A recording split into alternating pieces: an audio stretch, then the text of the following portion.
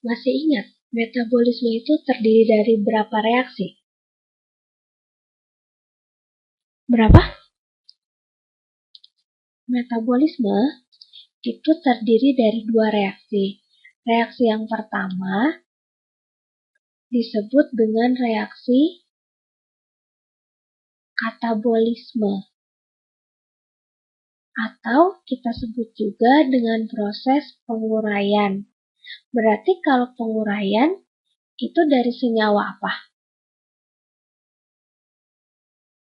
Betul, dari senyawa kompleks kita ubah menjadi senyawa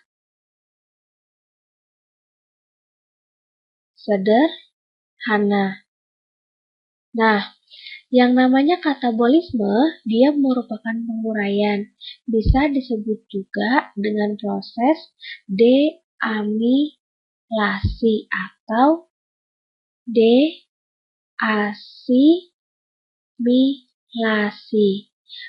Nah, ada berapa jenis dalam katabolisme? Ada dua tipe yang disebut dengan respirasi sel. Ada yang merupakan respirasi sel aerob, berarti dia butuh oksigen, dan ada juga reaksi anaerob, atau kita kenal dengan proses fermentasi, yang dia dalam reaksinya tidak butuh bantuan dari oksigen.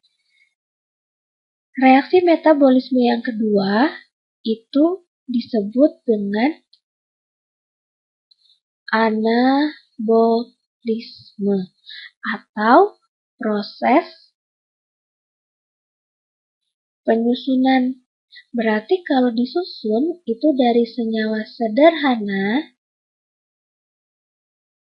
menjadi senyawa kompleks. Kebalikannya dari katabolisme, kalau tadi penguraian adalah deasimilasi, maka penyusunan disebut dengan reaksi asimilasi. Contoh yang sering disebutkan dalam proses anabolisme adalah proses fotosintesis atau penyusunan makanan dengan bantuan sinar matahari.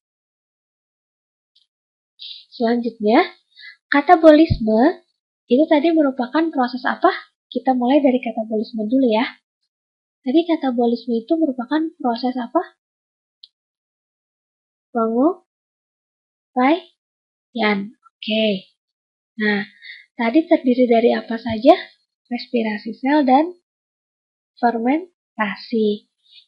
Kita bahas dari proses respirasi sel. Nah, proses respirasi sel itu merupakan proses perombakan glukosa atau yang kita kenal dengan gula menjadi ATP atau adenosin trifosfat. Masih ingat glukosa itu rumusnya apa? C6H12O6. Nah, respirasi sel itu terjadi di dua tempat, di dalam sitosol dan mitokondria.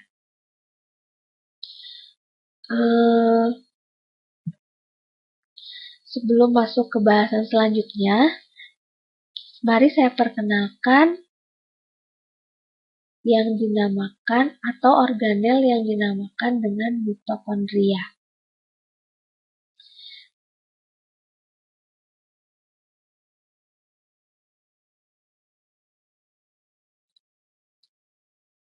Oke. Nah, organel yang dinamakan dengan mitokondria itu merupakan organel bermembran ganda. Karena dia bermembran ganda, maka dia memiliki dua membran. Ada membran luar, kemudian ada membran dalam. Nah, membran dalam ini akan mengalami perlipatan seperti ini, yang dinamakan dengan krista atau lipatan membran dalam yang berfungsi untuk memperluas permukaan membran dalam.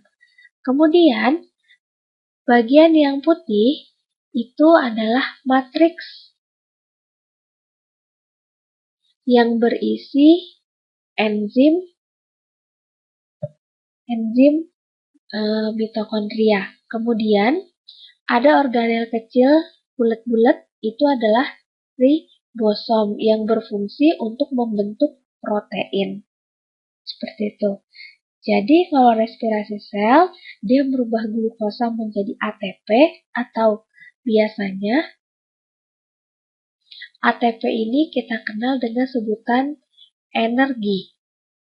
Yang kedua, respirasi sel terjadi di dalam sitoplasma dan mitokondria. Nah, katabolisme respirasi sel itu terdiri dari 4 tahapan. Ada glikolisis, dekarboksilasi oksidatif, siklus Krebs, dan transport elektron. Nah, masing-masing tahapan itu memiliki bahan dasar dan hasil tersendiri. Urutan yang pertama adalah glikolisis. Yang namanya glikolisis berarti perombakan glukosa, berarti bahan dasarnya adalah C6H12O6. Dia akan dirubah menjadi 2 buah asam pirufat ditambah 2 NADH ditambah 2 ATP. Nah, dalam penguraian C6H12O6 menjadi ketiga senyawa ini dibutuhkan 2 ATP dan keluar 2 ADP. Nah, prosesnya terjadi di mana? Terjadi di sitosol. Jadi ini masih di luar mitokondria. Kemudian sisanya lanjut, siapa yang masuk ke DO? Yaitu asam pirufat. Jadi 2 buah asam pirufat dengan bantuan 2 koenzim A akan berubah menjadi 2 asetil koenzim A ditambah 2 NADH ditambah 2 CO2. Terjadi di mana? Terjadi di membran? Iya, terjadi di membran luar. Selanjutnya ada siklus Krebs. Yang mana yang masuk ke dalam siklus Krebs? Asetil koenzim A. Jadi, 2 buah asetil koenzim A nanti akan masuk ke dalam siklus Krebs dan berubah menjadi 6, 4, 2, 2. Apa yang berubah jadi 6? NADH ditambah dengan 4 CO2 ditambah dengan 2 FADH ditambah dengan 2 ATP. Terjadi di mana? Terjadi di dalam matriks. Selanjutnya, masuk ke reaksi paling akhir, yaitu transport elektron yang terjadi di membran dalam. Jadi dia berlangsung di membran dalam dan di krista. Siapa yang di sini dirubah? Seluruh NADH dan seluruh FADH harus dirubah menjadi ATP.